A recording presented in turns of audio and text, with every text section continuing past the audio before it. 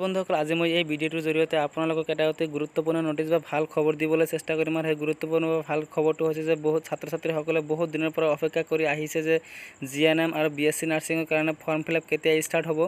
ইতিমধ্যে GNM আৰু B.Sc নাৰ্ছিঙৰ কাৰণে ফৰ্ম ফিলআপ ষ্টাৰ্ট হৈছে, মানে আবেদন বিচাৰিছে ছাত্ৰ-ছাত্ৰীসকলৰ পৰা। গতিকে যিসকল ছাত্ৰ-ছাত্ৰীয়ে B.Sc নাৰ্ছিং আৰু GNM পঢ়িম বুলি ভাবি আছে সেইসকল ছাত্ৰ-ছাত্ৰীয়ে এতিয়া ছাত্ৰীয়ে আবেদন কৰিব পাৰিব। এটা ছাত্ৰ নহয় ছাত্ৰীয়েহে আবেদন কৰিব পাৰে, অনলি ফিমেল কেণ্ডিডেট এলাউ কৰিব।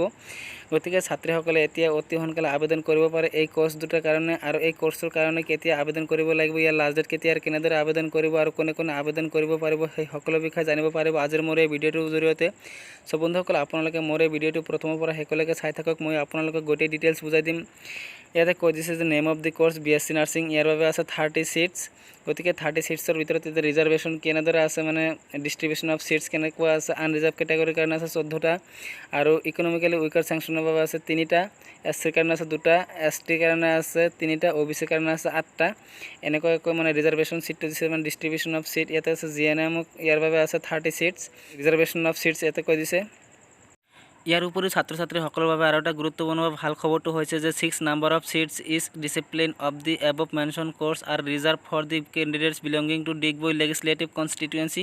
মানে ডিগবৈ লেজিসলেটিভ কনষ্টিটুৱেঞ্চিৰ কাৰণে 6টা সিট ৰিজাৰ্ভেশ্যন আছে। গতিকে ইয়াৰ বাবে সেই ডিগবৈৰ আণ্ডাৰত, মানে ডিগবৈ লেজিসলেটিভ কনষ্টিটুৱেঞ্চিৰ আণ্ডাৰত থকা যিসকল ছাত্ৰ-ছাত্ৰী আছে তাৰ বাবে 6টা সিট ৰিজাৰ্ভেশ্যন আছে। সেই 6টা সিট ৰিজাৰ্ভেশ্যনৰ পৰা ছাত্ৰ-ছাত্ৰীসকলে পাব এডমিশ্যন। এতিয়া জানি লওক কোৰ্স ডিটেইলছ। B.Sc নাৰ্ছিং এইটো হ'ল ফুল টাইম ৰেগুলাৰ কোৰ্স আৰু ইয়াৰ কোৰ্স ডিউৰেশ্যন হৈছে 4 ইয়াৰ্ছ। আৰু GNMৰ কাৰণে হৈছে এইটো এটা ফুল টাইম ৰেগুলাৰ কোৰ্স হয় আৰু ইয়াৰ ডিউৰেশ্যন হৈছে 3 ইয়াৰ্ছ।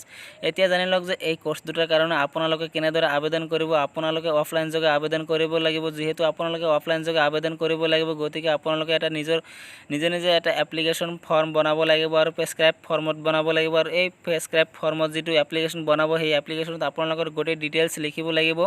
তাৰপিছত আপোনালোকৰ যিবিলাক এডুকেশ্যনেল কোৱালিফিকেশ্যনৰ ডকুমেণ্টছ আছে গোটেইকেইটা ডকুমেণ্টছ ফটোকপি দিব লাগিব আৰু ফটোকপি বনাই তাৰপিছত সেল্ফ এটেষ্ট কৰিব লাগিব। সেল্ফ এটেষ্ট কৰি চিঠিৰ খামত ভৰাই আপোনালোকে পোষ্ট অফিচ যোগে পঠিয়াব পাৰিব, মানে পোষ্ট অফিচ যোগে ছাবমিট কৰিব পাৰিব।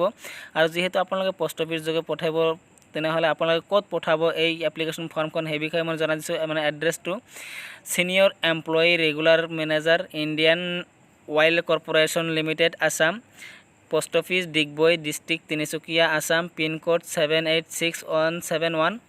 এইটো এড্ৰেছত আপোনালোকে পঠাব পাৰিব আপোনালোকৰ এপ্লিকেশ্যন ফৰ্ম। আৰু ইয়াৰ বাবে আবেদন কৰাৰ অন্তিম তাৰিখ হৈছে 30 আগষ্ট 2019, মানে 30 আগষ্ট হৈছে লাষ্ট ডেট। গতিকে ইয়াৰ আগতে আপোনালোকে আবেদন কৰিব লাগিব এই কোৰ্সটোৰ কাৰণে।